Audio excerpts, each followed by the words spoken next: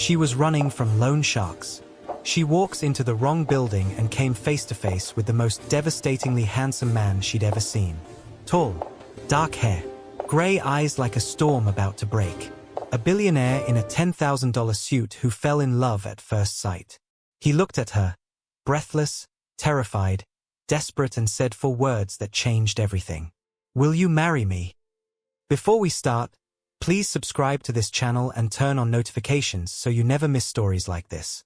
Trust me, you won't regret it. Now, here's how it all happened.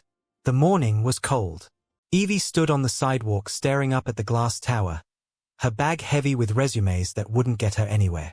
She checked her phone. Martinez and Associates, 1247 West Street. The address matched. The lobby swallowed her.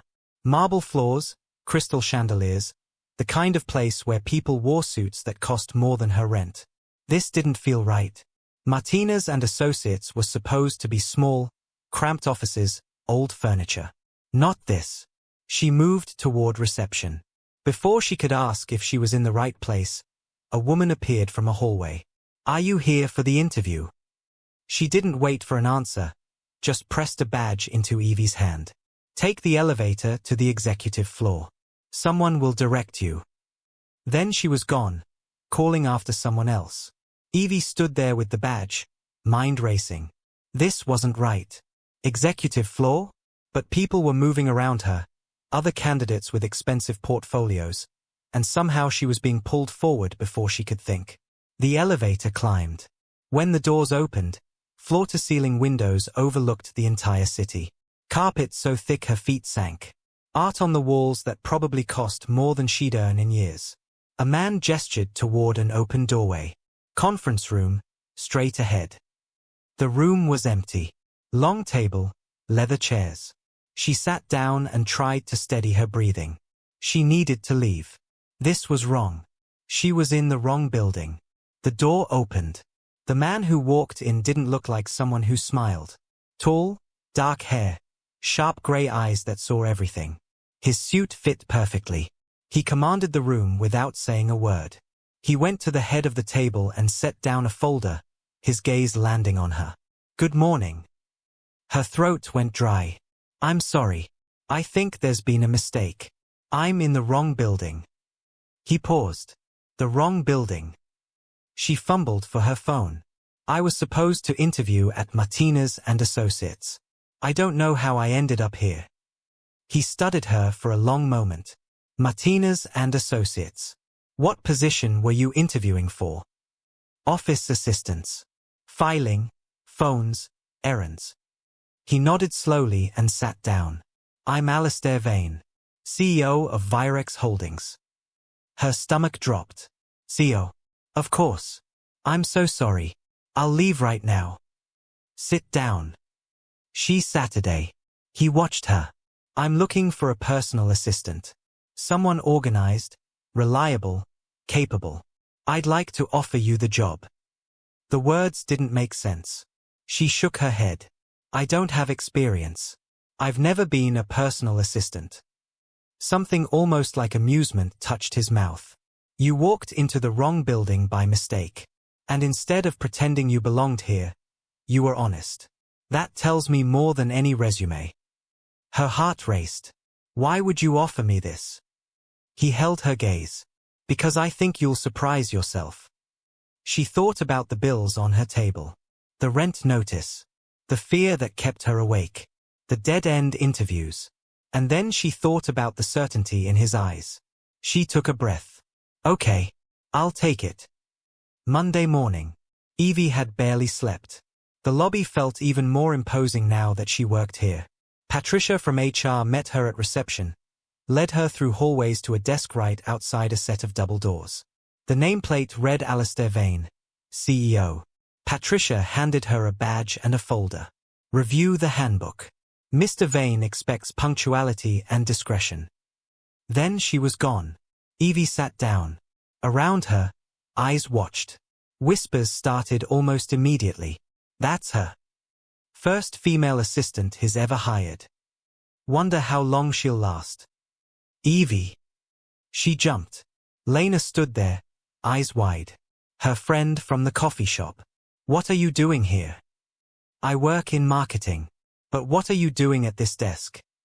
The doors behind Evie opened. Conversations died. Alistair emerged, his presence changing the air. Miss Clark. My office. She followed him through the doors. His office was massive, windows overlooking the city. He picked up a shopping bag from his desk. We have a meeting with investors this afternoon. You'll accompany me. He set the bag on the desk. This is for you. You need to look the part. She looked inside. Clothes. Expensive. Elegant. I can't accept this. It's not a gift. It's a uniform. Image matters. His tone was matter-of-fact. You can change in my bathroom. We leave in 20 minutes. She went to the bathroom door. Just smooth wood, no handle. She pressed it. Nothing. It's biometric. His voice came from right behind her. She turned and found herself trapped between the door and him. He reached past her, his arm brushing her shoulder, and placed his palm on a panel. The door clicked open. She couldn't breathe. Could smell his cologne. Could feel the warmth from him. His eyes met hers and neither moved. I'll have IT add your access. She slipped into the bathroom, leaning against the door as her heart raced. The clothes fit perfectly. She looked at herself in the mirror and barely recognized the woman staring back. The meeting was at a restaurant across the city. Evie sat behind Alistair with her notepad, trying to follow the conversation. Her phone buzzed. Once. Twice. 3 times. She tried to silence it, but it kept buzzing. The investors were noticing. Alistair stood smoothly. Excuse us. They stepped into a hallway. Who's calling you? She pulled out her phone with shaking hands. 7 missed calls. The hospital. It's the hospital. My mother. She's been sick. His expression softened. Go. Take the rest of the day. But the meeting. He pressed bills into her hand. For the cab. Go now. The next morning Evie woke to the realization she'd overslept. Her mother was stable, but she'd stayed at the hospital until midnight. She arrived at work 20 minutes late. The stairs were more pointed. The whispers louder. A group of women stood by the coffee station. Their conversation died when they saw her. Nice of you to join us. I guess the CEO's assistant doesn't follow the same rules. Evie's face burned. There was a family emergency. I'm sure there was. They moved past, laughing. Her phone buzzed. Reception. Someone's here to see you. Says it's urgent. The reception area was empty except for 2 men. The moment she saw them, her blood turned to ice. The loan sharks. There she is. You're late on your payment. I just need a few more days. I just started this job. That's what you said 2 weeks ago. His hand closed around her arm. We're tired of waiting. Please, you're hurting me. The second man grabbed her other arm and suddenly she was being pulled toward the door. Let her go. Alistair stood at the elevators, expression colder than she'd ever seen. He moved forward, radiating controlled fury. The loan sharks hesitated. This is private. You're assaulting my employee in my building. He gestured to security. Escort them out. If they come back, call the police.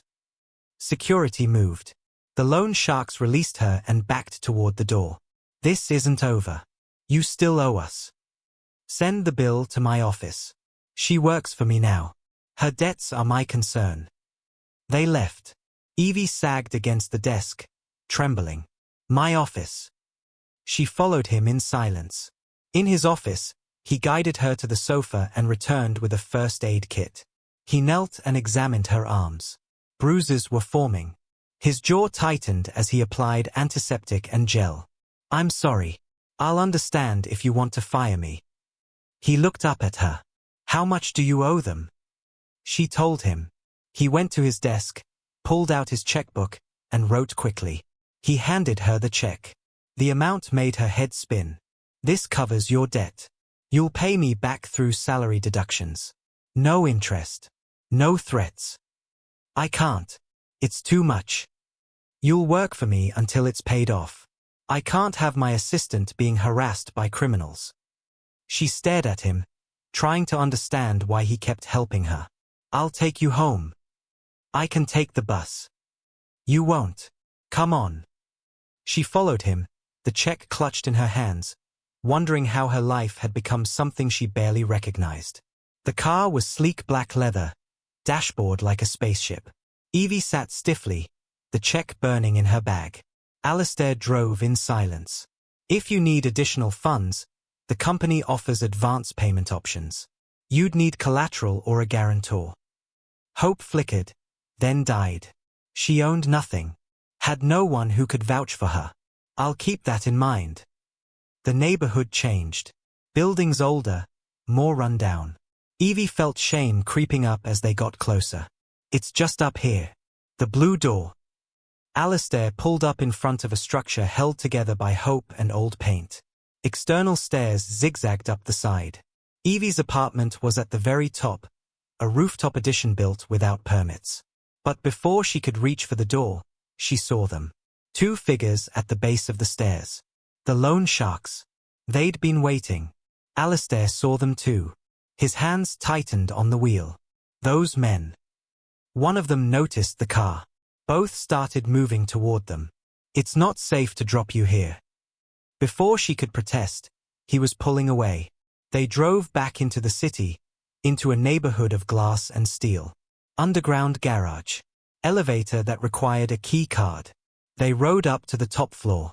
The doors opened directly into the penthouse. Floor-to-ceiling windows, views of the entire city. Everything pristine and perfect. Guest room is down that hall, second door. He set his keys down. You'll stay here tonight. It's not safe while those men know where you live. Her phone buzzed. Then again. Again. She pulled it out. Unknown number. Unknown number. The loan sharks had gotten her personal number. Block them. Try to get some rest. We'll figure something out tomorrow. The guest room was larger than her entire apartment. She closed the door and finally let herself break. The tears came in heaving sobs she tried to muffle. The shame was crushing. She was in her boss's penthouse because she couldn't even go home. She owed him money she'd never repay. She cried until she had no tears left. Then she washed her face, changed into an oversized t-shirt, and climbed into bed. Exhaustion claimed her immediately. Morning light woke her before dawn. She slipped out of bed and made her way down the hall. The penthouse was silent. The kitchen was all high-end appliances and marble. She started cleaning, wiping surfaces already clean, just needing to do something. Then she opened the refrigerator. Well-stocked. She could make breakfast. She'd just finished plating scrambled eggs and toast when she heard footsteps. Alistair stood in the doorway, hair mussed, wearing casual clothes. What are you doing? Making breakfast. To thank you. He moved slowly into the kitchen. I don't eat breakfast. Can't remember the last time anyone cooked here. Oh, I should have asked. He looked at the food, then at her. Something softened. He pulled out a stool and Saturday. I suppose I could make an exception. They ate in comfortable silence. He took the first bite and surprise flickered across his face. He cleaned his plate. The drive to work felt different. Less tense. At her desk, Evie's mind raced. The advance payment. If she could provide collateral or find a guarantor, she could get money for her mother's treatment. She waited until mid-morning, then went down to HR. Patricia was at her desk. What can I help you with? Mr. Vane mentioned advance payment options. With collateral or a guarantor. How does that work? Patricia's expression shifted. Advance payment? We don't have any such policy. The words hit like a punch. Are you sure? I've been with this company for 8 years. I handle all compensation. There is no advance payment program. Where did you get this idea? Evie's face burned. She mumbled something and fled. She found Lena at lunch in the cafeteria. She poured out everything. The loan sharks, staying at his penthouse, the confusion. Lena's eyes grew wider. He took you to his penthouse? He's interested in you. He's just being kind. Let me help. I'll talk to him. Explain your situation. Before Evie could stop her, Lena was up and marching toward the elevators. 20 minutes later she returned, flushed and embarrassed. He sent me away. I barely got 3 words out. The afternoon dragged. At lunch hour, Evie slipped out to visit the hospital. The visit hadn't gone well. The doctors pulled her aside. The treatment was expensive. Without payment, they'd have to stop. She'd called everyone on the way back. Her aunt, her father, friends from high school. No one had money to lend. By the time she walked back into Virex Holdings, tears were streaming down her face. She tried to wipe them away, but they kept coming. Alistair's hand was on her arm suddenly, gentle but firm. My office. Now. She followed numbly. In his office, he closed the door and guided her to the sofa. Tell me what happened. She told him everything. The hospital visit, the doctor's warnings, the phone calls that led nowhere. The words tumbled out between sobs. When she finally fell silent, she took a shaking breath and looked up at him. Be my guarantor. Please. I'll work as your housemaid. Clean your penthouse, cook your meals, whatever you need. I'll work every day until I've paid you back. Just please help me save my mother. He stood slowly. For a moment she thought he was going to refuse. But then he was moving toward her. He stopped in front of her, close, and his hand was on her waist, pulling her to her feet. Not a housemaid. Be my fake fiancé instead. Her breath caught. What? His hand tightened on her waist. You need money and protection. I need someone who can play a role convincingly. We help each other. I don't understand. Panic rose. Fear. The feeling of being trapped. Fake fiancé. Pretend to love him. Lie to everyone. Sell herself in a different way but still selling something. I can't. She pulled away, stumbling backward. I can't do that. I'm sorry, but I can't. Evie. No. Almost a shout. No. I'll find another way. She grabbed her bag and ran for the door. Her vision blurred with tears, hands fumbling. Behind her she heard him say her name, but she couldn't stay. Couldn't breathe. The door opened and she burst through. The bag caught on a desk corner and went flying. Contents spilled across the floor. She looked back at the mess, at Alistair emerging, and she left it. Left everything. She ran. The stairs were faster. She took them 2 at a time, breath gasping, legs burning. She didn't stop until she burst outside into the street. She walked without direction, just needing to move. How had her life become this? By the time she reached her neighborhood, the sun was setting. The loan shark's car was gone. She climbed the stairs slowly and sat down on the landing, too tired to go inside. Her phone rang. She pulled it out. Unknown number. But when she answered, the voice was professional. Miss Clark? Memorial Hospital calling about your mother's account. Her chest tightened. Yes.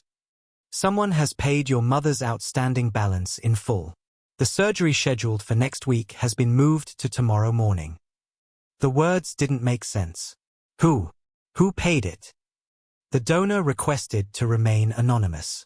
But the transfer came through about an hour ago. She ended the call with trembling fingers. An hour ago.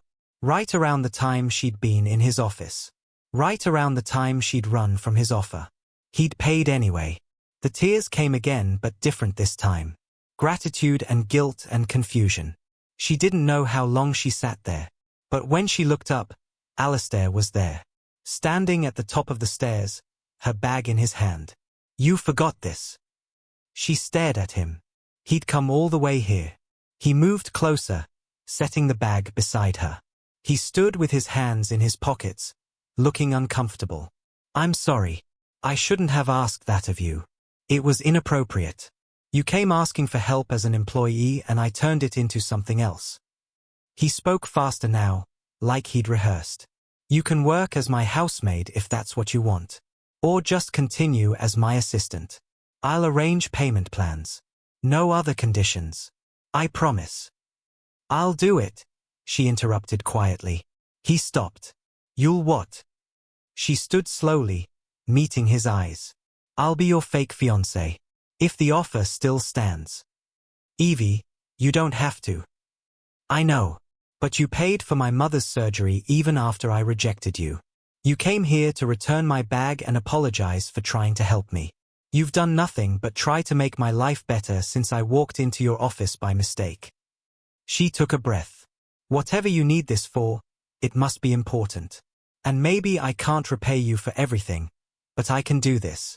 So yes, I'll be your fake fiancé. Just tell me what you need. He studied her face for a long moment. Slowly, carefully, he nodded. Okay. Then we have an arrangement.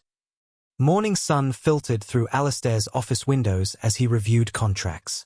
He heard the door open, heels clicking. You're early. We have the investor meeting at 10, so we should review. He paused, glancing up. A figure stood near the window, back to him. The charcoal grey blazer looked familiar. One of the outfits he'd bought for Evie. Did you do something different with your hair? It's too much for the office. The figure turned. Not Evie. Lena. She smiled. Do you like it? I thought I'd try something new. Evie mentioned you have excellent taste. I borrowed one of her outfits. We're the same size. Alistair stood, posture rigid. Those clothes were purchased for my assistant. They were not gifts to be shared. Her smile faltered, but she moved closer. I just thought since Evie and I are such close friends, maybe I could help out. I'm very good at assisting. The implication was clear. His jaw tightened. I believe you work in marketing. 2 floors down. I suggest you return there now. Her face flushed. She turned toward the door. And one more thing. Return those clothes to Evie. They don't belong to you. She left without another word, door closing with force. A few minutes later the door opened again.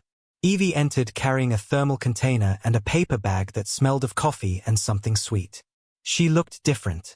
Steadier. The fear from yesterday seemed lifted. Good morning.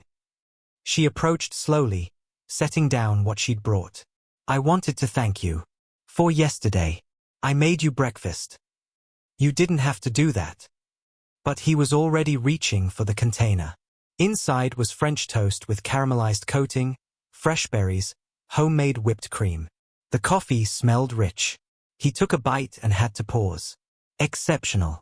Perfect texture, crispy outside and custard soft inside.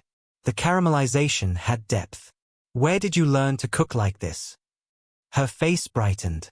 I went to culinary school. Or I started to. The Institute of Culinary Arts downtown. I got accepted on partial scholarship when I was 19. Started to. The brightness dimmed. She's Saturday. I made it through a year and a half before I had to leave. My mother got sick. Cancer. The treatment was expensive and the scholarship didn't cover enough. I couldn't do both. She said it without self-pity, but he could hear the loss. So I got whatever jobs I could find. Waitressing, retail, some catering. Anything that would pay bills and leave me time to take care of my mom. The scholarship spot went to someone else. I told myself I'd go back someday. But things never got stable. He finished the French toast in silence. It explained the quality of meals she'd made, the confidence in the kitchen despite no certification. She had the skill, just never had the chance. That's quite a sacrifice. She shrugged. Family comes first. That's what you do when you love someone. The statement carried weight he felt in his chest. In his world, family was more often obligation than love. He pulled up his calendar. We have work today. The investor meeting at 10. Contract reviews this afternoon. Legal coordination on the merger documents. She nodded, pulling out her notepad. But first, we need to discuss the arrangement we agreed to last night. Her hand stilled. She looked up, wariness creeping in. If we're going to make this convincing, people need to believe we're in a real relationship. Public appearances. Consistency in our story. And you'll need to meet my family. The color drained from her face. Your family. My grandmother specifically. She's been pressuring me about marriage for years. She believes I'm too focused on work, that I need someone to humanize me. She's threatened to start introducing me to suitable candidates if I don't settle down. I need her to believe I've found someone on my own terms. She absorbed this slowly, fingers gripping the pen. So this whole thing is to get your grandmother off your back. Partly. There's also a business component. One of our major investors is traditional. He believes stable family men make better business partners. Having a fiancé will strengthen our position. He watched her process the implications. This wasn't just a few public appearances. This was full performance, entering his world completely. When do I meet her? This weekend. Family dinner. Monthly tradition. Normally I go alone and endure 2 hours of pointed questions. This time I'll be bringing you. Fear flickered across her face, but she didn't back down. She straightened her shoulders, met his eyes with determination. Okay. Then we'd better make sure our story is convincing. Tell me everything I need to know. He found himself almost smiling. That might take a while. Good thing we have all week. He opened a file and began talking, laying out his family dynamics, the personalities she'd need to navigate. And as he spoke, she took notes with meticulous attention, preparing herself for a role she'd never auditioned for but somehow had landed. The drive took them out of the city into countryside where houses were measured in acres. Evie watched the landscape change, her stomach twisting tighter with each mile. Alistair had spent the week preparing her. Names, relationships, carefully edited stories about how they'd met. All the lies they'd need to keep straight. Nothing prepared her for the iron gates that swung open or the mansion that came into view.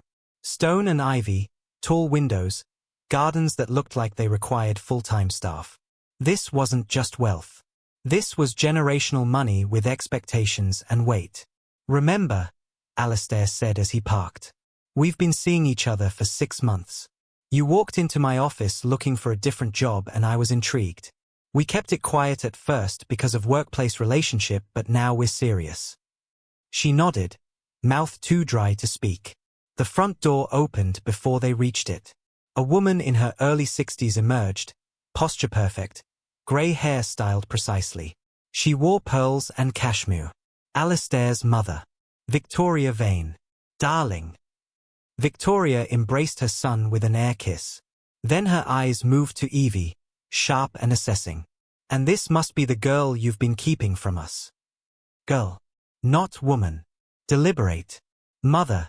This is Evie Clark. Evie, my mother, Victoria. Evie extended her hand. Victoria took it with firm grip, smile not reaching her eyes. How lovely. Alistair has told us so little. I was beginning to think you were imaginary.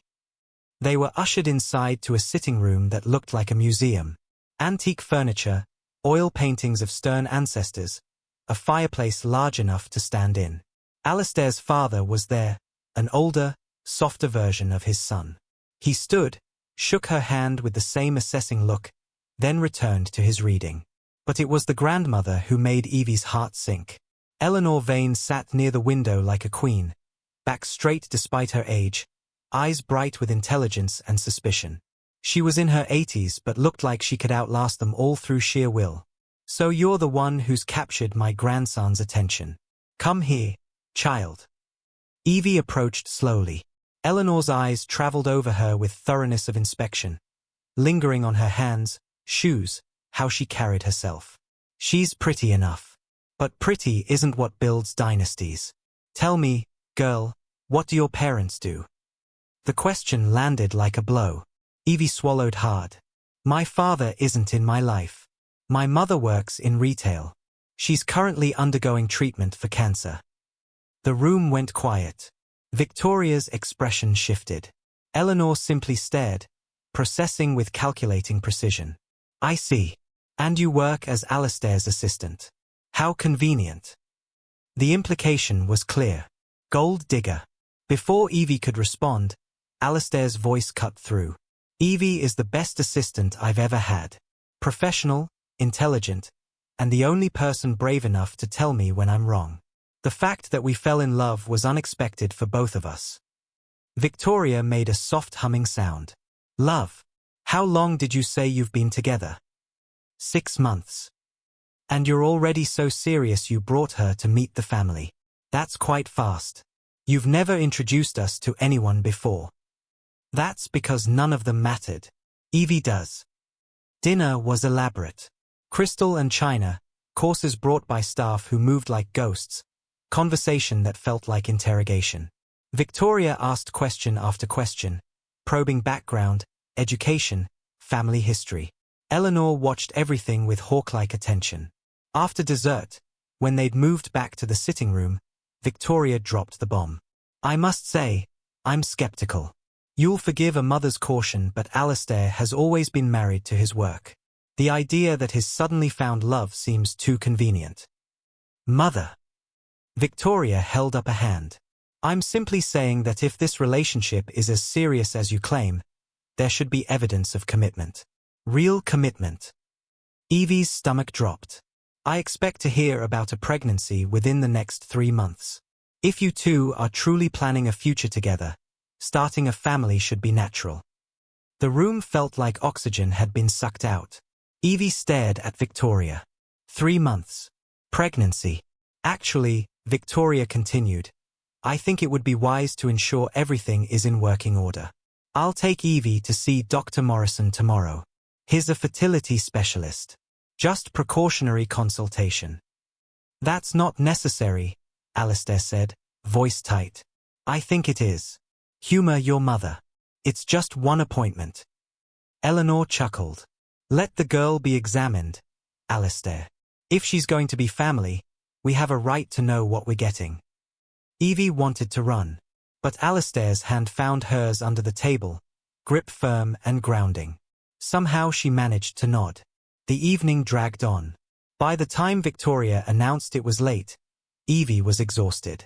She stood to follow Alistair toward what she assumed would be guest rooms, but Victoria's voice stopped them. Oh darling, you'll be staying in Alistair's old room of course. The two of you. Together.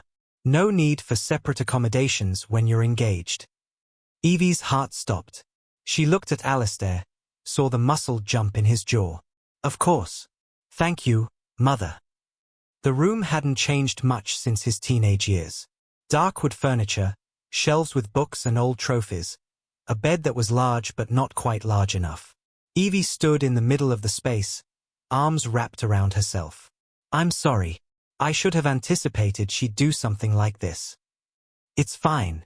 We knew this wouldn't be easy. The fertility doctor is too far. I'll find a way to get you out of it. She shook her head. If we refuse, she'll know something's wrong. I'll go. I'll do whatever we need to make this convincing. He looked at her for a long moment. You're stronger than you think. I'm terrified. Your mother looked at me like I was something she scraped off her shoe. Your grandmother barely considers me human. And now they want to inspect me like livestock. I won't let them treat you that way. You can't stop them. They're your family. This is their world. I'm just playing a role. The silence was heavy. Finally Alistair moved to a closet, pulling out an extra blanket and pillow. I'll take the couch. He gestured to the small sofa under the window. Too short for his frame. You can't sleep there. You'll barely fit. I'll be fine. You take the bed. She wanted to argue, but exhaustion was catching up. She changed in the bathroom, emerging in an oversized t-shirt. The room was dark when she climbed into bed. She could see Alistair's form on the couch, see how he'd had to curl his legs to fit, see tension in his posture. Thank you for defending me tonight. You're doing me the favor. Don't forget that. But as Evie lay there, in the house where he'd grown up under the weight of all these expectations, she wasn't sure who was really helping whom.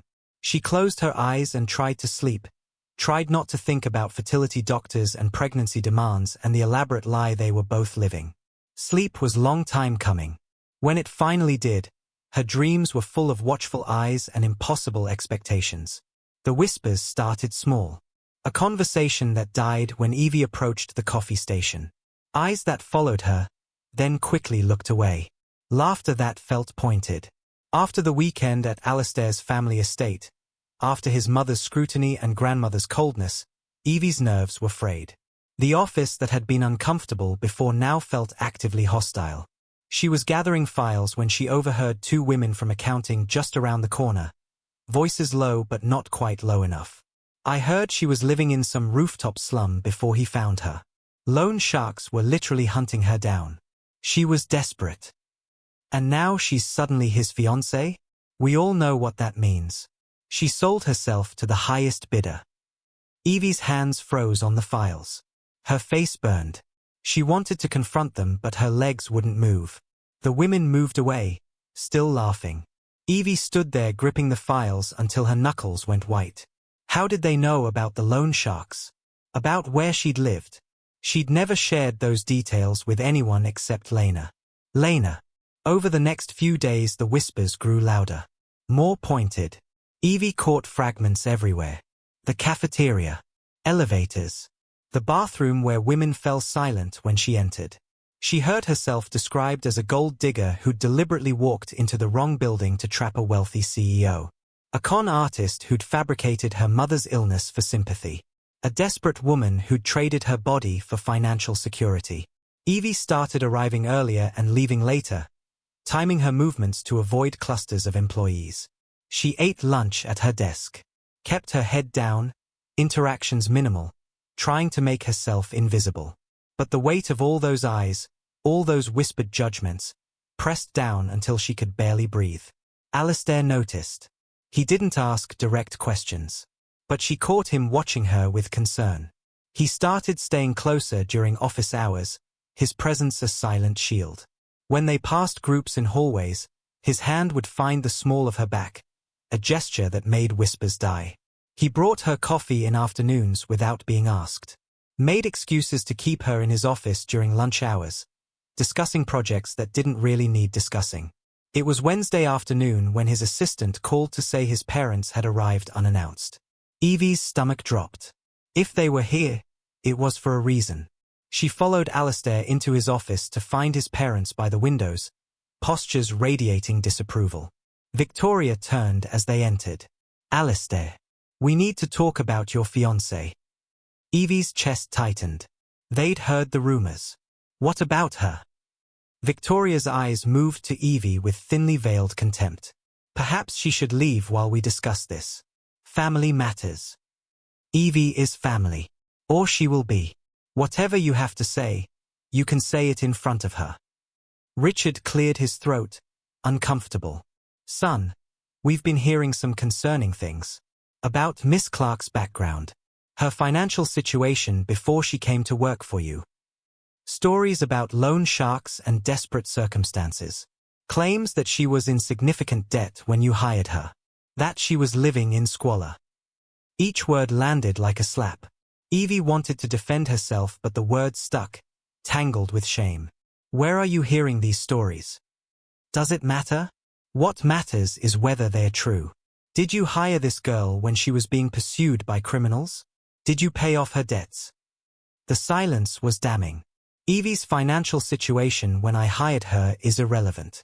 She's an excellent employee and... Oh, I'm sure she's excellent at something. What I'm questioning is whether she's using her position to manipulate you into this engagement. Whether you're being taken advantage of by someone who saw an opportunity and seized it. That's enough. I raised you, Alistair. I know you. You've never been interested in romance, never brought anyone home. And suddenly this girl appears, conveniently desperate, conveniently in need of rescue, and you're engaged? It's too convenient. You think I'm being manipulated. I think you're being a fool.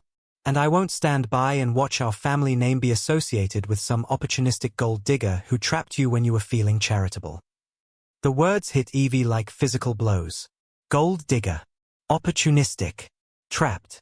My relationship with Evie is none of your business.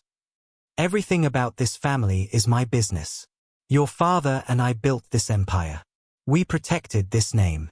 We won't let you throw it away on someone who's using you. Richard shifted.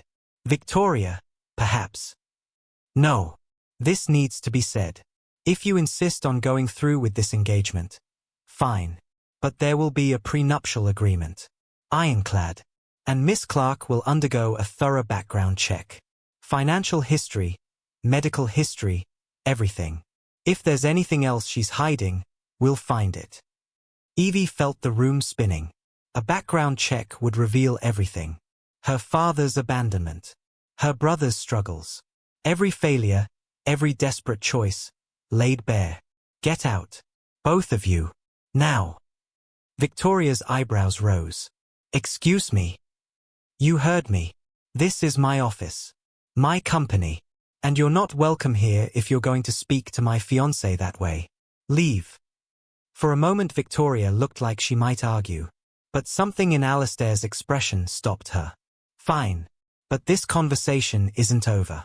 Think very carefully about what you're doing. Think about what you stand to lose.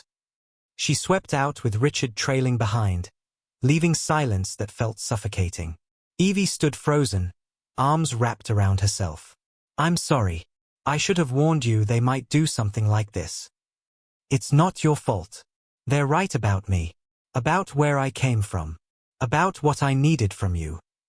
They're not right about who you are. They don't know you. They don't know what it took for you to survive. And they certainly don't have the right to judge you for it. She looked up at him, tears finally spilling over. How do you deal with them? With being questioned constantly. I stopped caring what they think a long time ago. I suggest you do the same. But even as he said it, Evie knew it wasn't that simple. She wasn't like him. She didn't have armor of wealth and power. She was an imposter in his world and everyone could see it. The whispers would continue. The rumors would grow. And eventually the weight of all that scrutiny would crush whatever fragile thing they were trying to build. She just didn't know how much longer she could hold on before everything came crashing down. The text came late Thursday night while Evie sat in the hospital watching her mother sleep. Come to the penthouse tomorrow morning. 8 a.m. I have something to discuss. No explanation. Her stomach twisted. This was it. He was ending things. His parents had finally convinced him. She arrived at 8 exactly. Alistair opened the door immediately. He was wearing jeans. She'd never seen him in anything but suits. Come in. Have you eaten? I'm fine. He'd made coffee. 2 cups already poured and waiting. She sat across from him, bracing herself. I own a hotel. The Meridian, downtown. It has a restaurant that's supposed to be one of the best in the city, but the reviews have been slipping. The food is technically good, but it's missing something. She didn't understand where this was going. I've been eating your cooking for weeks. That breakfast at the penthouse. The French toast you brought to the office. You're talented, Evie. More than talented. Her throat went tight. There's an important meeting at the restaurant this afternoon. Investors, business associates, and my parents will be there. I want you to cook for them. Prove what you're capable of. And honestly, I think you might be better suited to working in that kitchen than sitting at a desk. The words should have stung. But instead something in her chest loosened. A door opening to something she'd thought was closed. Your parents hate me. Then show them who you really are. Someone with genuine skill, not just someone they think needed rescuing. The Meridian Hotel was all marble and gold. Alistair led her through the lobby to the restaurant, then to the kitchen. The heat hit her first. Then the noise. Pans clanging, someone calling orders, knives on cutting boards. God, she'd missed this. The head chef was a man named Marcus, tall with graying hair and forearms marked with old burn scars. He looked at Evie like she was an inconvenience. She's cooking for the VIP meeting tonight. Marcus's eyebrows shot up. I've been planning that menu for weeks. Plans change. She'll handle the main courses. Work with her. Then Alistair left. Marcus crossed his arms. All right. What are you thinking? Her mind went blank, then rushed back. Pan-seared scallops with brown butter and sage. Herb-crusted lamb with roasted vegetables. Dark chocolate tart with sea salt. Classic. Safe. Classic because they work. The execution will make them special. Marcus studied her. Show me. The next few hours disappeared. Evie's hands remembered things she thought she'd forgotten. How to test a pan's heat. How to taste and adjust. How to time everything perfectly. The other kitchen staff watched her at first with curiosity, then with respect. By the time service started, Evie was exhausted but energized in a way she hadn't felt in years. Marcus had tasted her test dishes and nodded. Not bad. The meeting was in a private dining room. Evie watched from the kitchen as guests arrived. Business people in expensive suits.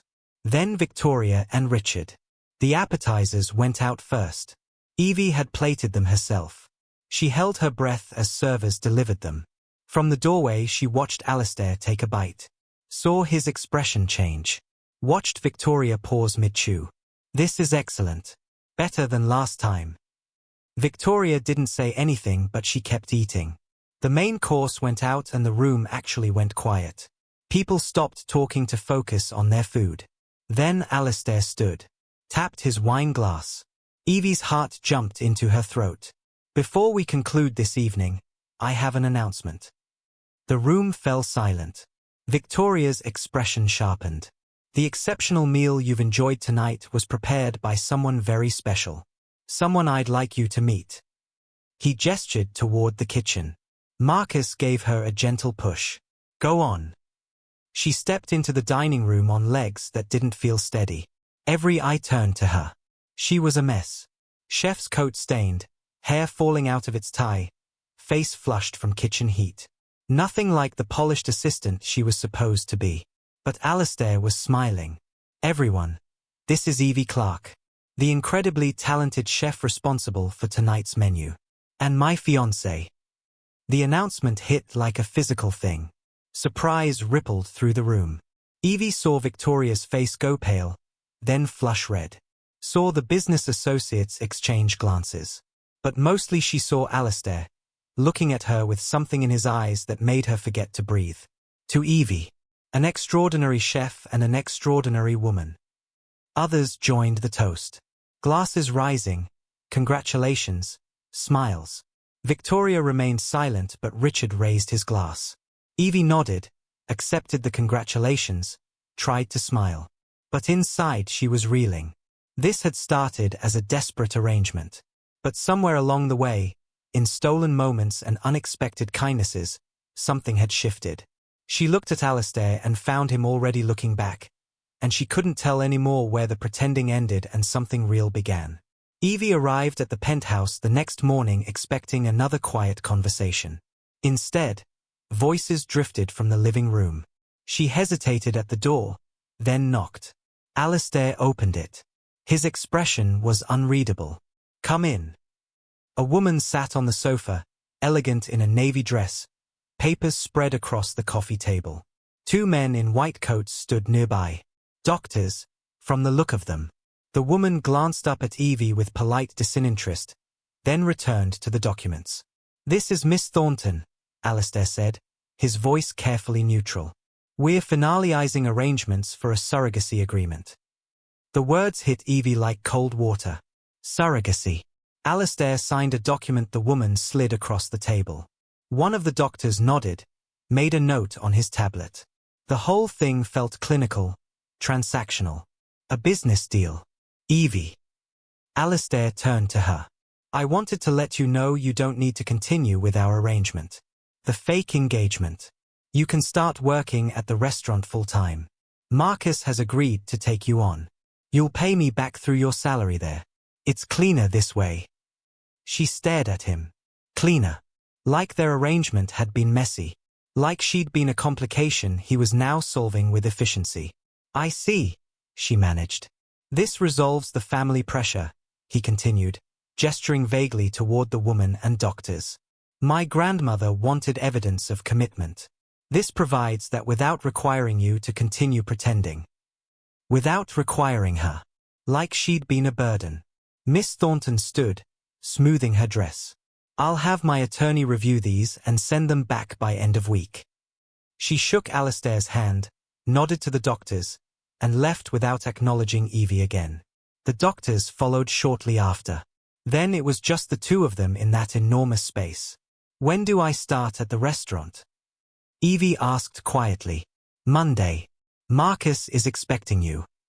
She nodded. Thank you. For everything. Then she left before he could see her face. The restaurant became her world. Evie threw herself into the work, arriving early, staying late, learning everything Marcus would teach her. The kitchen was loud and hot and demanding, and she was grateful for it. Grateful for something that required all her focus so she didn't have to think about Alistair signing papers with a stranger who would carry his child. Marcus was patient with her. More patient than she deserved given how distracted she was. He was older, maybe late 50s, with the kind of calm that came from decades in professional kitchens. He corrected her technique without judgment, praised her improvements without making a big deal of it. On her third day, during a rare quiet moment after lunch service, Marcus found her prepping vegetables for dinner. You're thinking too much, he said, picking up a knife to help. Your hands know what to do, but your head keeps getting in the way. I'm fine. You're miserable. And before you deny it, I've known Alistair for 20 years. We went to university together. He called me about you weeks ago. Evie's hands stilled. He did. Said he had an assistant with real talent. Asked if I'd be willing to take you on if things worked out. He's never made a call like that for anyone. She didn't know what to say to that. Marcus continued cutting, his movements practiced and smooth. Whatever's going on between you two, it's not my business. But I'll tell you what I tell all my young cooks. Follow your heart, not your head. The head will tell you all the reasons something won't work. The heart knows what you actually want. That night, Evie found herself standing outside the penthouse. She didn't remember deciding to come here. Didn't remember the subway ride or the walk through the lobby. But here she was, and before she could talk herself out of it, she knocked. Alistair opened the door. Surprise flickered across his face. Evie, is something wrong? I just wanted to talk. She stopped. A voice came from inside the penthouse. A woman's voice. Familiar. Evie pushed past him into the living room. Lena stood there, dressed in clothes that were too nice for a casual visit, makeup carefully done. She looked startled, then defensive. Evie, I didn't know you'd be here. What are you doing here? Evie's voice came out harder than she intended. Lena's chin lifted. I came to talk to Alistair. About the surrogacy opportunity. The what? I know about the arrangement, Lena said, gaining confidence now. I know he's looking for someone to carry his child. And I want to offer myself. I'm healthy, I'm young, and I'd be honored to help him. She turned to Alistair. I mean it. I'll do it. I'll carry your baby. Alistair's expression had gone completely blank. How did you? Does it matter? Lena moved closer to him. I'm serious about this. I know you need someone and I'm perfect for. We don't need a surrogate. The words came out of Evie's mouth before she'd thought them through. Both Alistair and Lena turned to stare at her. Evie moved forward, her heart pounding so hard she could hear it in her ears. We don't need a surrogate. Let's just get married. Have children the normal way. She reached Alistair and before she could lose her nerve, she kissed him. For a second he went completely still. Then his hand came up to cup the back of her head and he kissed her back. Really kissed her. The kind of kiss that had nothing to do with pretending or arrangements or business deals. His other hand found her waist, pulling her closer, and Evie felt something in her chest crack open. When they finally broke apart, both breathing hard, Lena was already gone. The sound of the front door closing echoed through the penthouse. Alistair stared down at Evie. What was that about? I wanted her to leave, Evie said, her voice not quite steady. And that's the only reason. She didn't answer. What are you doing here, Evie? His voice was quiet but intense. Really? She opened her mouth but nothing came out. She didn't know how to explain what she didn't fully understand herself. That watching him sign papers with a stranger had felt like losing something she'd never actually had. That working in the restaurant had been good but incomplete. That Marcus's words about following her heart had been echoing in her head for hours. Alistair's hand was still on her waist. He pulled her closer, slowly, giving her time to pull away. When she didn't, he kissed her again. Deeper this time. Slower. His other hand came up to frame her face and Evie felt herself melting into him. When he finally pulled back, his eyes searched hers. "If we do this," he said quietly, "if we continue, I need to know you mean it. That this isn't just about the arrangement or gratitude or—" "I mean it," she whispered. His thumb traced her bottom lip. "If I take you to my bedroom right now, are you going to regret it in the morning?" Her breath caught. "No. Are you sure? Because once we cross this line, Evie, I don't think I can go back to pretending." She looked up at him, at this man who'd walked into her life by accident and changed everything. Who'd offered her a job when he had no reason to.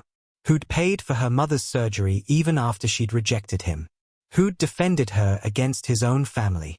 Who'd given her a chance to cook again, to remember what it felt like to create something with her own hands. "I don't want to go back," she said. "I don't want to pretend anymore either." Something shifted in his expression. Relief, maybe. Or hunger. Or both.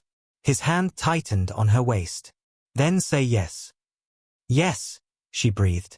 He kissed her again, and this time there was no hesitation. No careful distance. His hands moved over her back, pulling her flush against him, and Evie heard herself make a sound she didn't recognize. When he lifted her, her legs wrapped around his waist automatically, and he carried her down the hallway to his bedroom. He set her down beside the bed, his hands framing her face. "Last chance to change your mind." "I'm not changing my mind." "Good," he said, and kissed her until she forgot why she'd ever thought this was a bad idea. The morning after, Evie woke in Alistair's bed with sunlight streaming through floor-to-ceiling windows. He was already awake, propped up on one elbow, watching her with an expression she couldn't quite read. "Good morning," he said quietly. She felt her face flush, memories of the night before flooding back. "Morning." He reached out and tucked a strand of hair behind her ear. "No regrets." "No regrets." Something in his expression softened. "Good. Because I have a proposition for you." She raised an eyebrow. "Another one." "Go back to culinary school. Finish what you started. I'll cover the tuition. You can keep working at the restaurant part-time, practice what you're learning. Marcus has already agreed to adjust your schedule." Evie sat up, pulling the sheet with her. "Alistair, I can't let you pay for." "It's not charity. Consider it an investment. Marcus says you have real potential but you need the formal training to reach it.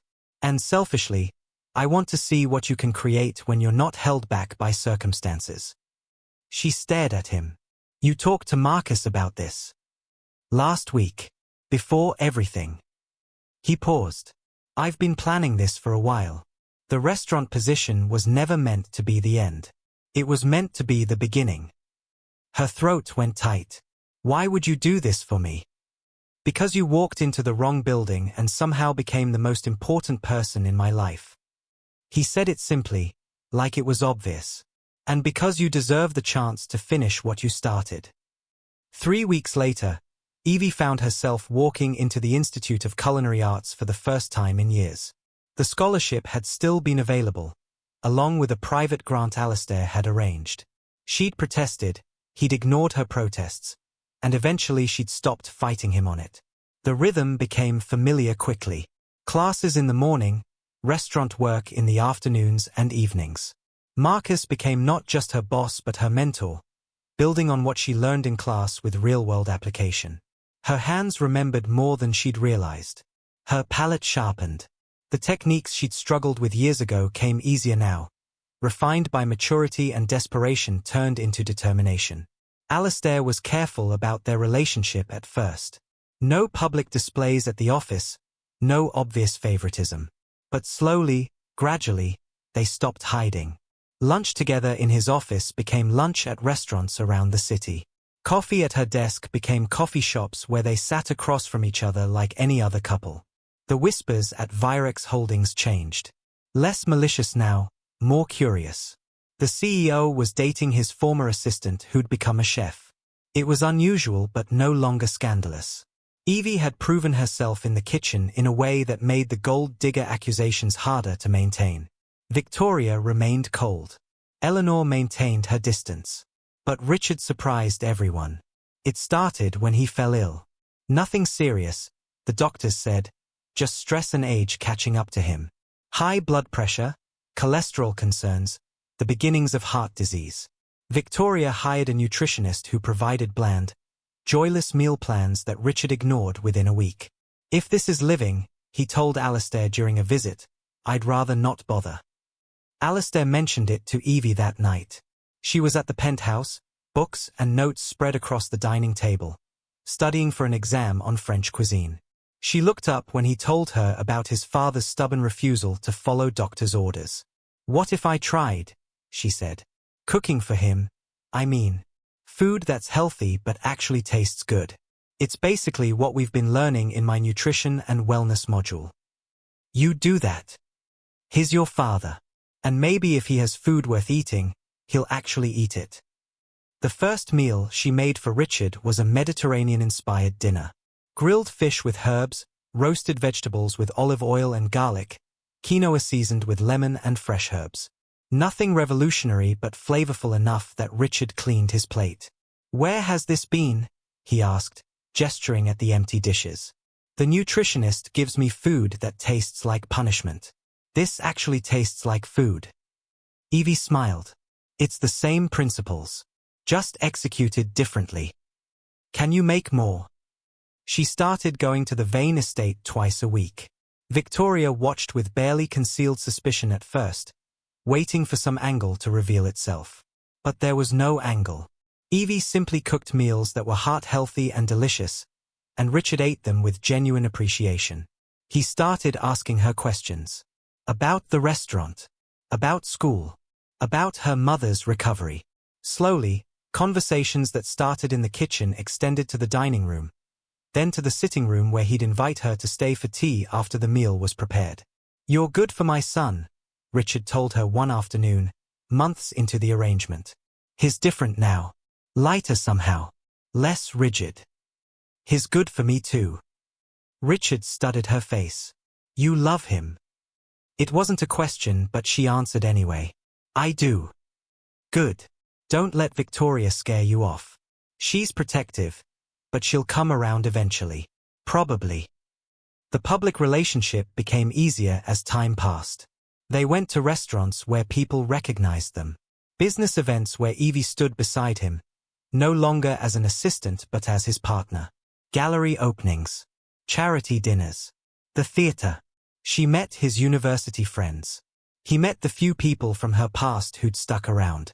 Lena had disappeared from both their lives completely, a ghost of poor judgment that neither mentioned. Her mother recovered.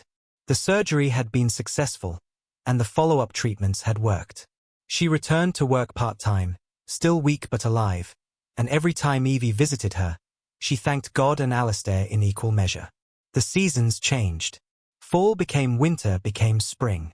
Evie's second year of culinary school was harder than the first, more advanced techniques and theory. But she had Marcus to practice with and Alistair to come home to, and somehow that made even the hardest days manageable. Marcus started giving her more responsibility at the restaurant. Not just prep work but actual dishes on the menu. Her name appeared in small print at the bottom, special dishes by Evie Clark. Critics started noticing. Food bloggers mentioned her specifically. The restaurant's ratings climbed. You're making me look good, Marcus told her one night after service. People are coming here specifically to try your food. It's your restaurant. Your reputation. Shared now. And that's how it should be. The third year was a blur. Advanced courses, externships at other restaurants, the final thesis project that would determine graduation. Evie chose to focus on nutritional cuisine, food that healed as much as it satisfied. She thought of Richard and his initial resistance to healthy eating. Thought of her mother and the meals that had sustained her through treatment. The defense of her thesis was in front of a panel of instructors and guest chefs. She cooked 5 dishes, each designed to address a specific health concern while maintaining the standards of fine dining. The panel tasted in silence, made notes, asked pointed questions about her choices and methodology. She passed. Top of her class. The graduation ceremony was small, held in the Institute's main dining hall. Evie walked across the stage in chef's whites, accepted her diploma from the dean, and looked out into the audience to find Alistair in the front row. He was smiling, really smiling, and beside him was her mother, tears streaming down her face. The celebration dinner was at Marcus's restaurant. He'd closed it for the night, invited everyone important. Her mother, her brother who'd flown in from across the country, a handful of classmates who'd become friends, some of the kitchen staff who'd watched her grow over 3 years. Richard and Victoria came. Richard hugged her, called her brilliant, told stories about meals she'd made that had actually made him enjoy eating again. Victoria remained stiff but shook her hand and offered congratulations that sounded almost genuine. Eleanor didn't come. But that was expected. After dinner, after the cake and the champagne and the speeches that made Evie cry, Alistair took her hand and led her outside to the small garden patio behind the restaurant. The city lights glowed in the distance. The air was warm, late spring bleeding into early summer. "I'm proud of you," he said. "In case I haven't said it enough. You've said it plenty. Not enough." He pulled her close, his hands settling on her waist. 3 years ago you walked into the wrong building looking for a job you were overqualified for. Now you're a certified chef with job offers from 3 different restaurants. I'm staying with Marcus. I know. But the point is you have options. You built this yourself. With your help. You would have found a way regardless. I just accelerated the timeline. She leaned into him, breathing in the scent of his cologne mixed with kitchen smoke. "Thank you. For everything. For believing in me when I didn't believe in myself. Always." He pulled back slightly, enough to look at her face. His expression had shifted into something more serious, more nervous than she'd ever seen him. "Evie, I need to ask you something." Her heart started pounding. "Okay." He reached into his pocket and pulled out a small velvet box. When he opened it, the diamond caught the light and threw it back in fractured rainbows. "I know we started this as a fake engagement. A business arrangement that benefited both of us. But somewhere along the way, it stopped being fake. At least for me."